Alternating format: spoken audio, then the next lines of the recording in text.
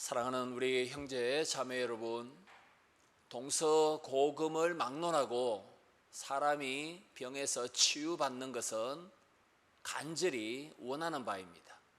생로병사라는 말이 그냥 생기지는 않았을 것입니다.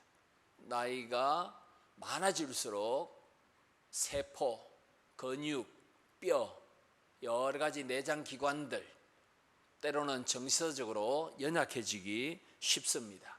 이때 저와 여러분이 꼭 기억해야 될 하나님의 말씀은 출애굽기 15장 26절, 나는 너희를 치료하는 여호와로라, 여호와 라파, 나는 너희를 치료한다. 출애굽한 이스라엘 백성들에게 하나님께서 하셨던 말씀, 저와 여러분이 여전히 기억해야 될 줄 믿습니다. 성경에 사람을 치유하는 그런 내용이 참 많습니다. 병고침에 대한 내용이 참 많습니다. 첫 번째 치유 사건은 무엇이겠습니까? 아마 하나님께서 아담을 깊은 잠에 빠뜨린 후에 갈비뼈 하나를 빼내셨습니다. 하와를 창조하기 위해서입니다. 갈비뼈가 빠졌다면 그 빈 공간이 무언가로 메워져야 할 것입니다. 이것이 아마 성경에 등장하는 첫 번째 치유 사건일 것입니다. 예수님께서 하셨던 수많은 일들, 예수님이 누구신가, 이것을 마태, 마가, 누가, 요한 복음서를 기록한 4명이 네 복음서에서 잘 설명합니다. 예수님이 행하셨던 일 가운데 약 20%가 치유 사건입니다. 병을 치료하고 때로는 악령 들린 자를 고치시고 때로는 죽은 자를 살리시고, 이 모든 것을 합치면 복음서의 약 20% 정도 분량입니다. 예수님은 천국 복음을 선포하셨고 제자들에게 가르치셨고 가는 곳마다 각색 병을 고치셨더라. 가르치시고 선포하시고 고치신 예수님의 3가지 사역 가운데 오늘은 특별히 치유하시는 예수 그리스도에 집중해서 살펴보고자 합니다. 마태, 마가, 누가복음을 우리가 비슷한 관점에 기록됐다고 해서 공관복음이라고 부릅니다. 공통된 관점. 그런데 흥미로운 것은 마태, 마가, 누가복음에서는 예수님께서 한꺼번에 여러 사람을 고치신 기록이 종종 나옵니다마는 요한복음에서는 한 명 한 명 1대1로 치유하는 사건만 기록되어 있습니다. 그리고 마태, 마가, 누가복음에서는, 공관복음에서는 예수님께서 예루살렘에서 사람을 고치셨다라는 언급이 없습니다. 그러나 요한복음에서는 예수님께서 예루살렘에서, 오늘 본문처럼 예루살렘 그 베데스다 연못에서 병자를 고치신 사건이 요한복음에는 등장합니다. 예수님께서 요한복음에 7가지 표적을 행하셨다라고 우리는 이해합니다. 물을 포도주로 바꾼 것이 첫 번째 표적이죠. 이 표적이라는 말은 기적인데 예수님이 하나님의 아들 그리스도이심을 증명하는 기적을 표적이라 부릅니다. 오늘 본문 요한복음 5장에는 예수님의 3번째 표적이 등장합니다. 38년 된 병자를 베데스다 연못 예루살렘에서 치유하신 표적입니다. 이 표적은 기적은 맞습니다. 왜냐하면 38년이나 병을 앓던 사람이 예수님의 말씀 한마디로 치유받았으니까 기적이죠. 그런데 단순한 기적이 아니라 예수님이 아버지 하나님의 아들이시다, 예수님은 하나님이시다, 예수님은 구주 그리스도시다라는 것을 증명하는 표적이다라는 것을 우리가 먼저 기억하고, 베데스다 연못가에서 벌어진 이 표적 사건이 우리에게 어떻게 적용되어야 되는가 살펴보고자 합니다. 오늘 설교 요지는 이것입니다. 우리는 언제 어디서나 예수님께서 우리의 영과 육을 치료하도록 기도해야 한다는 것입니다.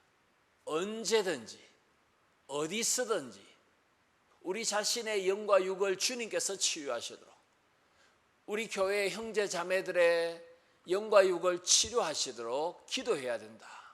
언제 어디서나 주님께서 우리를 치료하시도록 기도하자.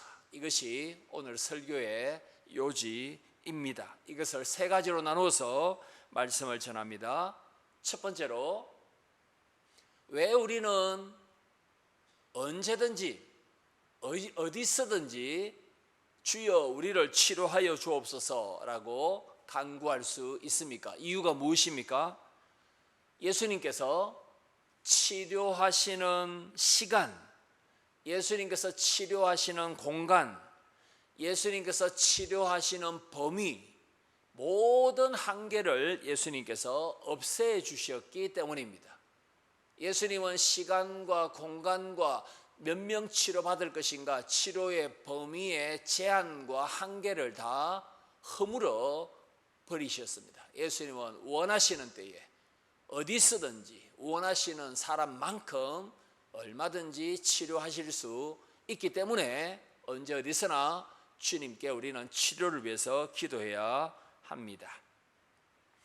5장 1절에 보시면 시간적인 배경이 등장합니다. 무엇입니까?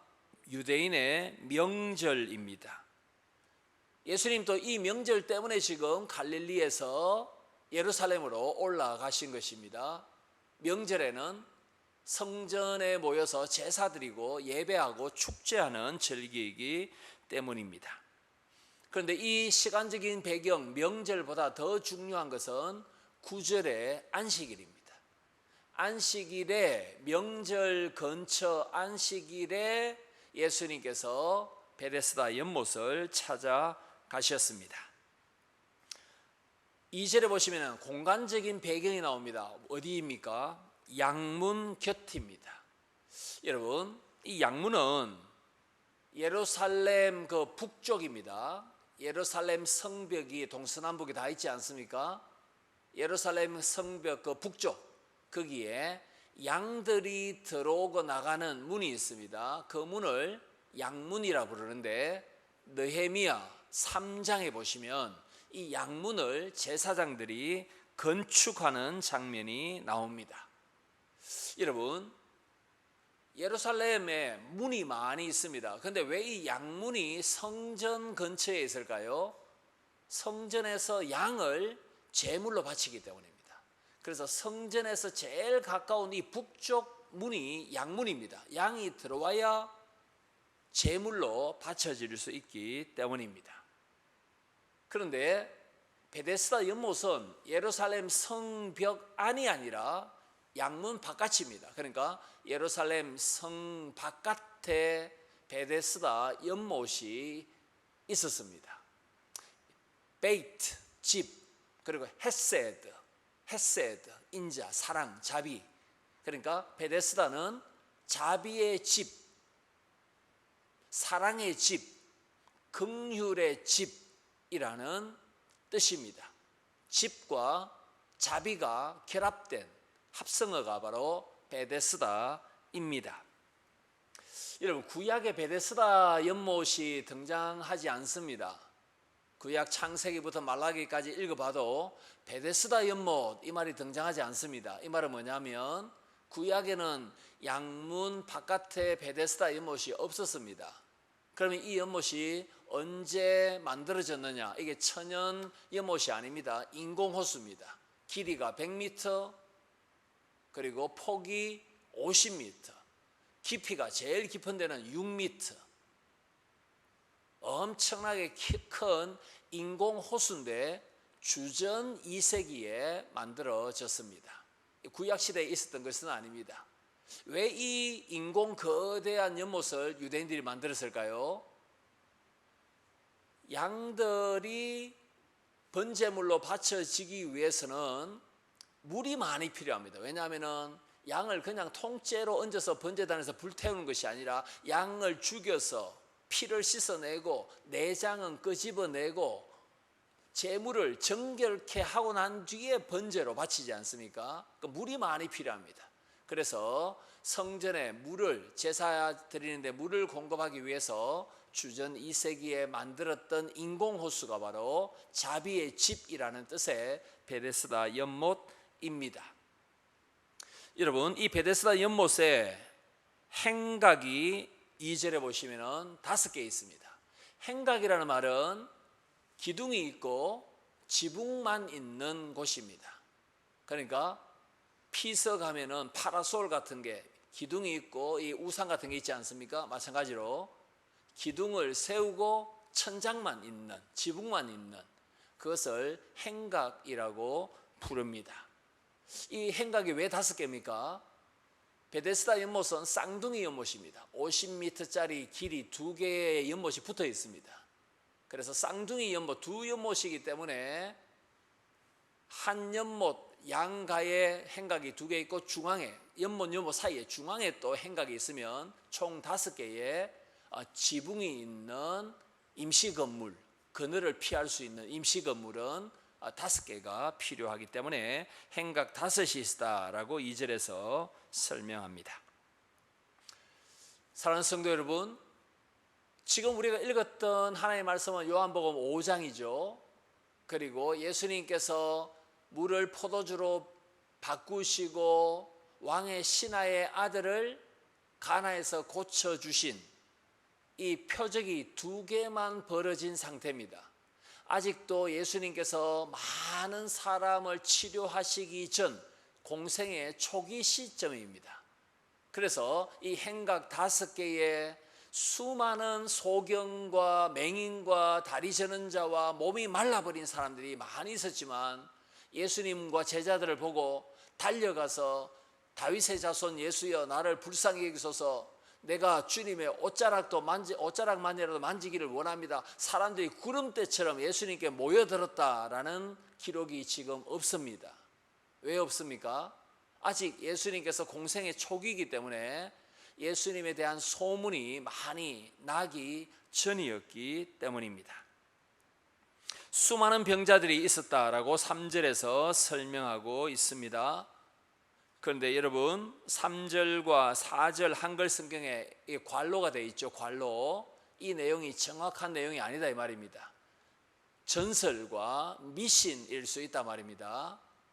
베데스다 연못에 천사가 내려와서 물결을 요동치게 하면 제일 먼저 연못 안에 들어가는 자, 입수하는 사람은 무슨 병에 걸렸든지 치료받는다라는 그러한 전설이 내려오고 있었습니다. 그래서 지금 괄로 안에 4절까지 내용을 포함시켜 두었습니다. 예수님께서 이 수많은 병자들 가운데 38년째 고통당하는 가장 불쌍한 사람을 찾아가십니다. 예수님께서 이 사람이 오래된 줄 다 아십니다. 그래서 6절에 한마디 먼저 주님께서 건네십니다. 너가 낫고자 하느냐? 건강을 되찾기를 원하느냐? 이 말씀은 내가 고쳐줄 수 있다라는 신호입니다. 내가 고쳐줄 수 있다라는 간접적인 제안의 말씀을 예수님께서 하십니다. 그 내용이 바로 6절에 있습니다. 7절에 보시면 이 병자가 맞습니다. 내 최고의 소원은 치료되는 것입니다. 내가 낫기를 원합니다. 이렇게 단도직입적으로 말해야 되는데 7절의 대답은 엉뚱한 말이죠. 아무도 나를 도와주지 않습니다. 내가 물속에 들어가려고 하면 다른 사람이 먼저 입수해버립니다. 그래서 나는 지금까지 38년째 여기에 지금 누워 있습니다 라는 변명을 내세우고 있는 장면이 7절입니다. 이때 예수님께서 기대했던 답은 아니지만 그래도 주님께서 이 병자를 불쌍히 여기셔서 일어나라, 그 지프로 만든 그 매트, 자리, 지프로 만든 그 매트를 들고 걸어라, 일어나 자리를 들고 걸어라 라고 하니까 이때 또 이 사람도 순종합니다. 벌떡 일어나서 걷게 되는 놀라운 역사가 일어납니다. 그런데 시간적인 배경이 언제입니까? 안식일이더라라고 말합니다. 사랑하는 성도 여러분, 여기서 우리가 잘 보면 예수님께서 치료의 한계 4가지를 다 허무십니다. 첫 번째, 시간적인 치료의 한계를 없애버리십니다. 왜 그렇습니까? 베데스다 연못에 물결이 요동칠 때라는 시간적인 한계를 주님이 없애십니다. 베데스다 연못에 물결이 지금 요동쳤다라는 말이 없습니다. 그냥 주님께서 일어나 걸어라 라고 하셨습니다. 물결이 요동치는 시간 필요 없습니다. 주님이 원하신다면 그냥 치료하실 수 있는 것입니다. 언제든지. 두 번째, 무슨 한계입니까? 베데스다 연못 안에 들어가야만 치료받는다고 생각했지 않습니까? 그런데 이 사람이 베데스다 연못에 들어간 바가 없습니다. 38년 된 병자가. 공간적인 제한도 주님께서 없애십니다. 베데스다 연못에 안 들어가도 된다. 그냥 그 자리에서 일어나라, 걸어라 라고 주님께서 말씀하십니다. 세 번째, 치료받는 사람의 범위도 주님께서 없애십니다. 가장 먼저 물에 들어가는 한 사람만 치료받는다고 생각했지 않습니까? 그러나 주님께서는 물에 들어가라고 말씀도 하시지 않고 원하신다면 한 사람이든 10사람이든 주님께서 원하신다면 치료의 범위 한계를 초월하여 주님께서 치료하실 수 있다는 것입니다. 마지막 4번째 한계를 주님께서 없애십니다. 무엇입니까? 보통 예수님께서 치료하실 때는 너가 믿느냐? 내가 치료할 줄 믿느냐? 믿음을 강조 많이 하셨습니다. 너의 믿음이 너를 치료했다. 너의 믿음이 너를 구원했다. 이런 말씀을 주님께서 종종 하셨는데 여기서는 이 사람이 예수님을 예수님인 줄도 모르고 믿는다라는 고백도 한 바가 없고 예수님의 옷자락을 내가 붙잡기를 원합니다 이런 말도 없었고 그냥 불신 상태에 있는 사람을 주님께서 그냥 치료해 주신 것입니다. 믿음 있느냐 없느냐 믿음의 유무와 상관없이 예수님께서 치료하실 수가 있다. 믿음 유무의 한계도 주님께서 허물어 버리십니다. 로마서 9장 15절에서 바울이 뭐라고 말합니까? 하나님은 긍휼히 여길 자를 긍휼히 여기고 불쌍히 여길 자를 불쌍히 여겨주십니다. 다름질하는 자로 말미암은 것도 아니요 오직 긍휼히 여기시는 하나님께서 긍휼히 여겨주신다. 이 말씀이 로마서 9장 15, 16절에 있는 말씀입니다. 솔로몬 이 베데스다 연못에 행각이 5개나 있었지 않습니까? 그 지붕 아래에 수많은 각색 병든 자들이 많았습니다. 그러나 주님께서 찾아가셔서 이 사람에게만 찾아가셔서 그 사람을 고치시고 긍휼을 베풀어 주셨습니다. 왜냐하면 하나님께서 예수님께서 원하시는 바를 행하실 수 있는 권한, 주권을 가지고 계셨기 때문입니다. 여기서 우리가 이런 질문을 할 수 있습니다. 이 행각 5이 보이는 높은 곳에 올라가셔서 다 집중하라. 내가 한꺼번에 너희를 다 고치겠다. 내 말을 들으라. 주님께서 크게 외치면서 다 고쳐져라. 이렇게 하시면 그죠? 다 일어나고 예수님은 하나님의 아들이시다. 그리스도시다. 우리가 예수님 믿어야 되겠다. 예수님을 전해야 되겠다. 놀라운 복음 전도의 역사가 일어날 만하지 않습니까? 그런데 왜 예수님께서 한 명만 치료해 주십니까? 구약의 엘리사 선지자 당시에 수많은 나병 환자들 가운데 아람 군대 장관 나아만만 한 명 치유받았습니다. 엘리야 선지자 당시에 기근이 찾아왔죠. 3년 반 동안 비가 오지 않습니다. 이 기근 때 사렙다 과부만 엘리사를 통하여 공급받았습니다. 양식을 공급받았습니다. 하나님께서는 원하신다면 한 명을 통해서도 하나님의 살아계심을 증명할 수가 있는 분입니다. 예수님은 수많은 병자 중에 38년 된 이 남자 한 명만 치료하시더라도 내가 하나님의 아들이요 내가 그리스도시요 내가 원하는 자를 치유하며 시간과 공간과 범위와 믿음 유무와 상관없이 내가 치료할 수 있는 하나님이시다라는 것을 증명하기에 충분했다는 것입니다. 한 명으로도 하나님의 아들 예수 그리스도이심을 이 표적을 통해서 가르쳐 주셨습니다. 우리에게는 무엇을 말씀하십니까? 예수님은 하나님의 아들이십니다. 예수님은 그리스도이십니다. 예수님은 우리의 구주십니다. 예수님은 우리가 언제 어디서나 치유해 달라고 기도할 때 고쳐주실 수 있는 분이시다라는 것을 믿고 우리는 응답될 때까지 소망을 가지고 믿음을 가지고 기도해야 될 줄 믿습니다. 오늘 설교 요지가 무엇입니까? 이번 한 주 언제 어디서나 주님께서 우리를 치유해 달라고 우리는 기도해야 된다는 것입니다. 두 번째입니다.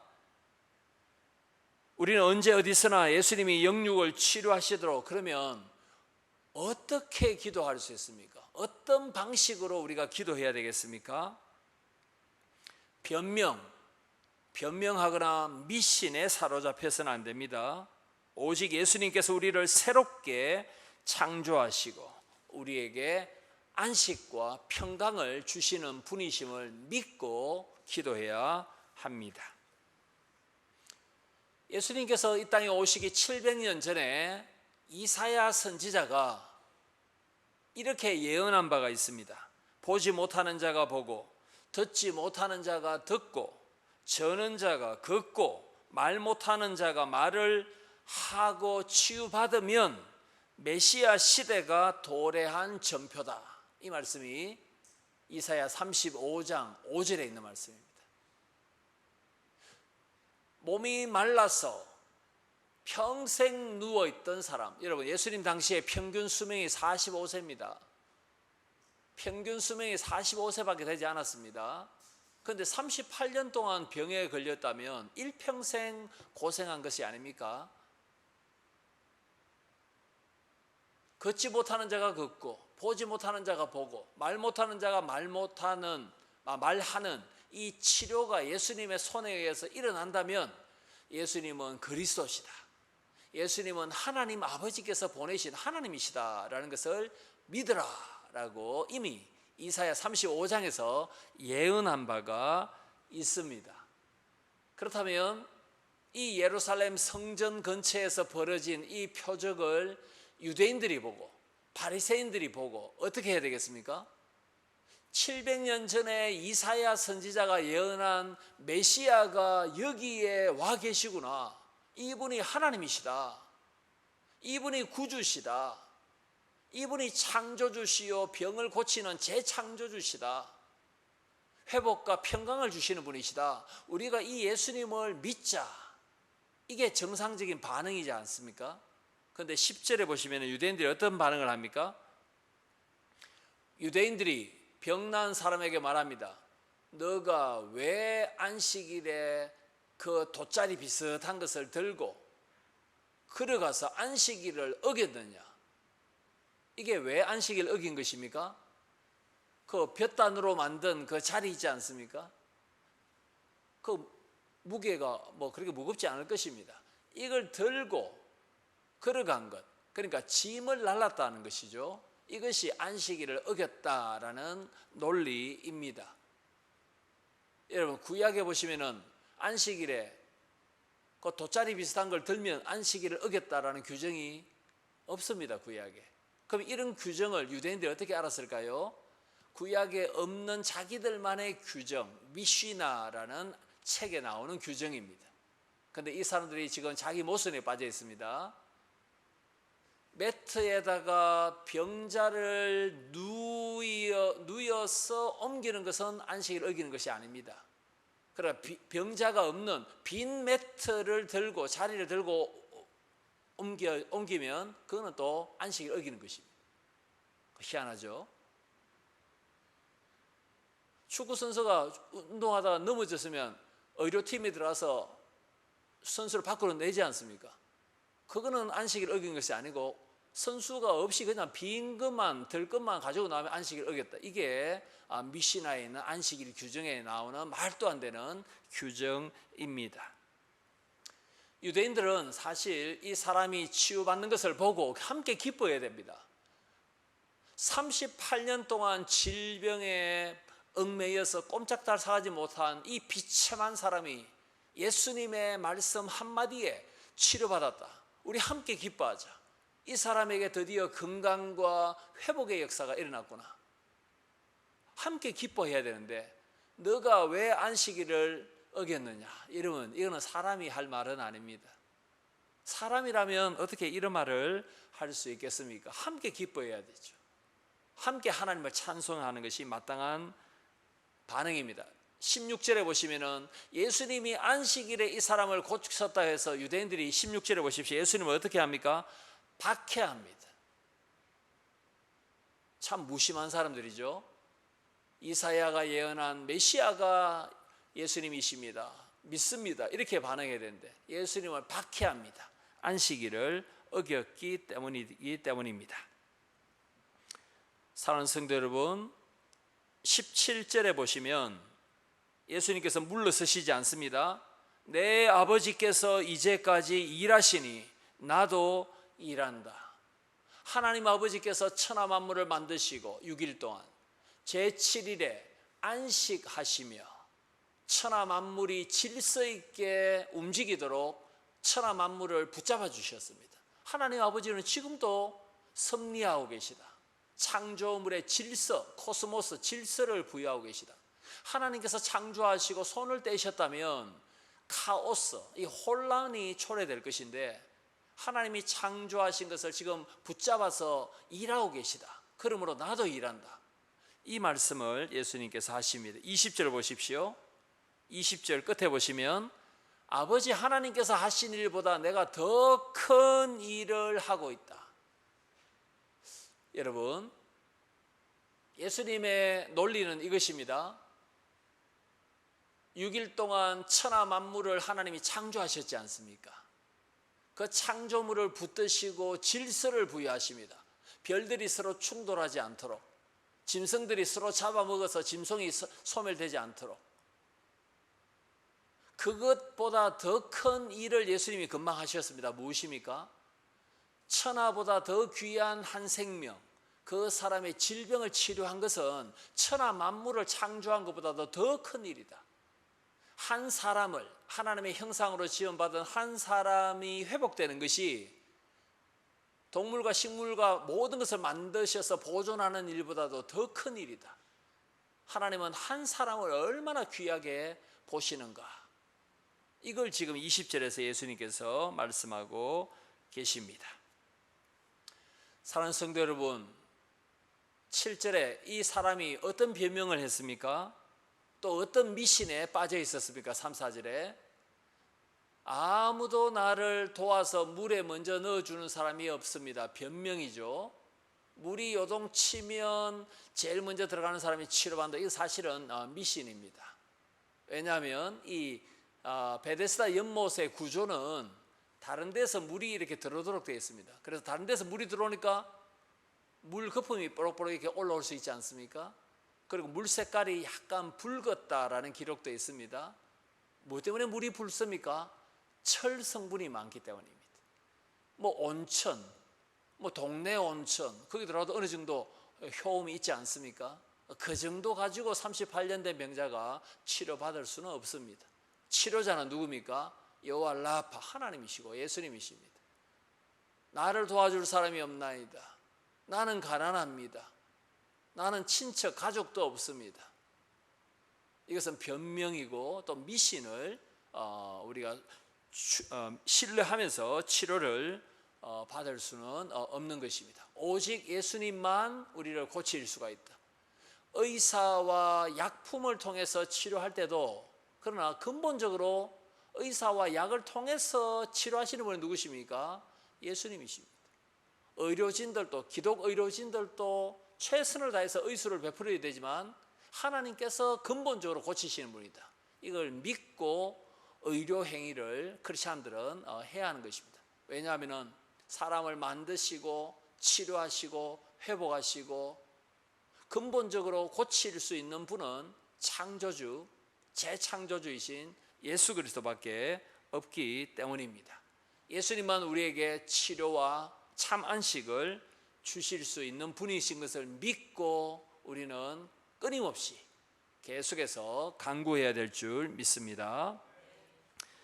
오늘 설교 요지는 언제 어디서나 주님께서 우리를 치료하시도록 기도하자, 염려 대신에 기도하자는 것입니다. 마지막 세 번째입니다.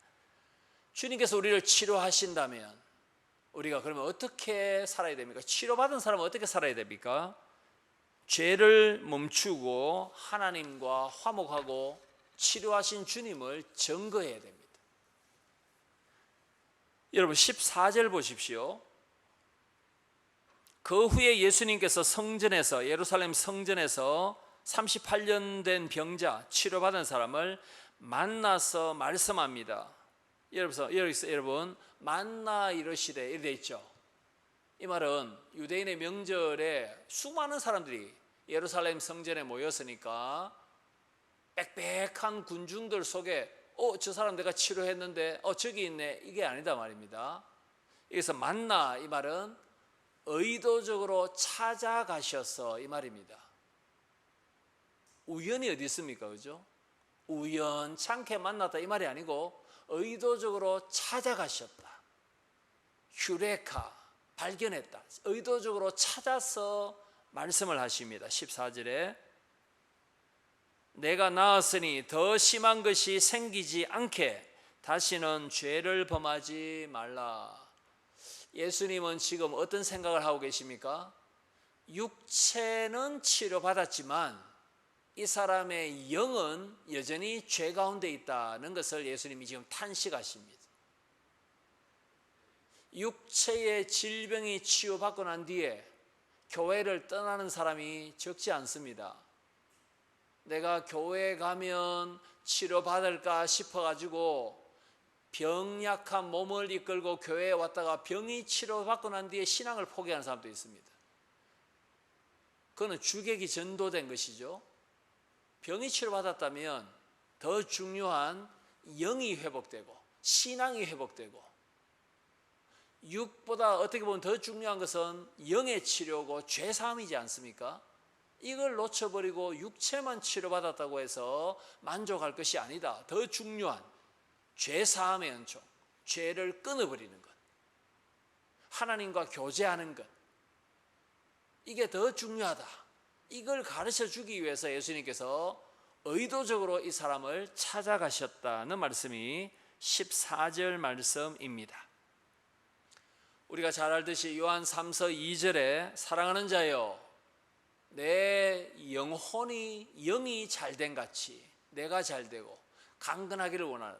여기도 보시면 영혼이 죄사함을 받아서 하나님과 교제하는, 예배할 수 있는 그 상태가 우선적이다. 요한 3서 2절에서도 이 말씀을 합니다. 여러분 15절에 이 사람이 영적으로 회복됩니다. 그 증거가 무엇입니까? 죄를 범하지 말라 이 말을 들었던 그 사람이 예수님을 박해하고 안식일 어겼다라고 핍박했던 유대인들을 직접 찾아갑니다. 나를 고친 분은 예수님이시다 이 말을 합니다. 여러분 이것은 용기가 필요한 대목입니다. 유대인들은 예수님을 안식일 어겼다고 자꾸 핍박하지 않습니까? 그런데 이 사람은 그런 유대인들을 찾아가서 예수님께서 나를 고치셨다, 예수님을 증거합니다. 이게 치료받은 사람의 마땅한 자세입니다.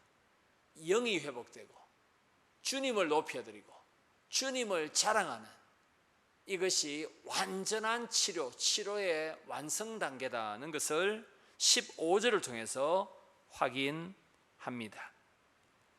말씀을 맺도록 하겠습니다. 우리는 혹시 도와줄 사람을 만나지 못해서 나는 치료받지 못한다 이렇게 생각하고 있지 않습니까? 나를 도와줄 사람이 없어서, 나는 너희를 치료하는 여호와로다. 하나님이 근본적으로 치료하십니다. 도와줄 사람이 없을 수 있습니다. 그러나 근본적인 치료하시는 분은 예수님이십니다.